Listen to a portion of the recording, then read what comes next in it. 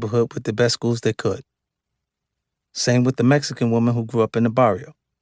If she ends up, through her hard work and hustle, becoming a real estate magnate, she's probably not looking to stay in her old hood. Nope, she's getting a big house in a nice, safe neighborhood too, without any guilt. When the Irish, Italian, and Jewish immigrants started making money, the first thing they did was beat it out to the suburbs. It seemed like it's only in the African American community that we have a hard time walking away from our struggle. If we don't stay connected to that struggle, we'll somehow lose whatever it was that made us successful. I know that feeling very well. Being afraid to cut the umbilical cord to the hood is why I bought Mike Tyson's place. But at least I had the sense to bring the hood to me instead of staying in the hood itself. I know a lot of people who've made that mistake, and some have paid the ultimate price for their unwillingness to walk away. A tragic example was my friend and mentor, Jam Master Jay, who was from Hollis, Queens.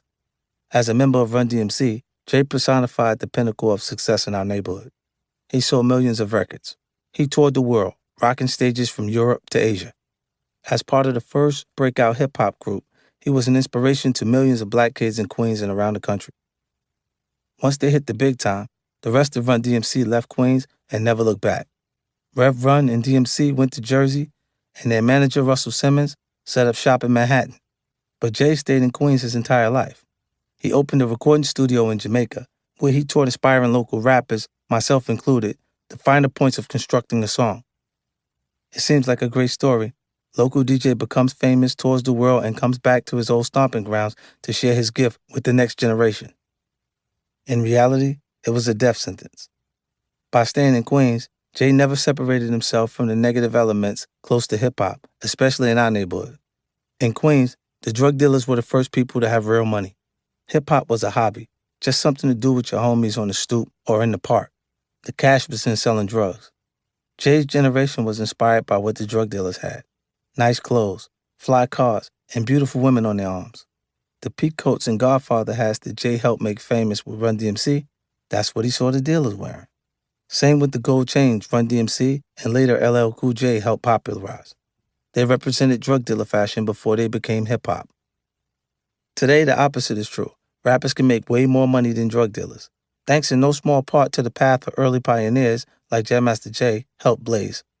Jay's mistake was he didn't keep moving forward. If he followed Run, Russell, and DMC to Jersey, Long Island, or Manhattan, I have no doubt he'd still be alive today. Instead, he stayed too close to the wrong kind of people. People who not only didn't have his best interests at heart, but were actually jealous of his fame and success. They didn't celebrate him for staying in the neighborhood and mentoring aspiring MCs. They actually hated him for it. By staying around folks like that, he made it inevitable for sucker shit to happen. It was a similar situation with Nipsey Hussle. I didn't know Nipsey as well as I knew Jay, but he seemed like a stand-up guy. When I agreed to shoot the video for YG's Tooted and Booted, which Nipsey was featured on, I told the guy at the record company, hey, make sure you bring that kid who looks like Snoop. That's how we met in person. Nipsey was a great dude who seemed focused on both his community and his family. Sadly, the same sucker shit that got Jay also got Nipsey. When Nipsey got killed, people started pointing their fingers at everyone except those suckers. On Twitter or IG, the first thing you would see is the government killed Nipsey. The logic was Nipsey had been working on a documentary about Dr. Sebi, the famed Honduran herbalist who some people felt had been jailed and later killed because of his controversial views on Western medicine.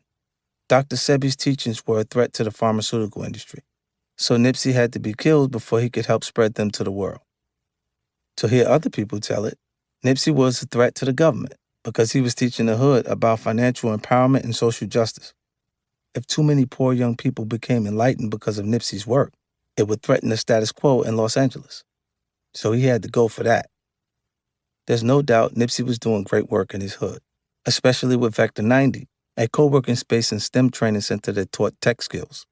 And though I don't have any strong feelings on Dr. Sebi's teachings, I wouldn't be shocked if there were some elements in the pharmaceutical field who wanted to keep that work under wraps.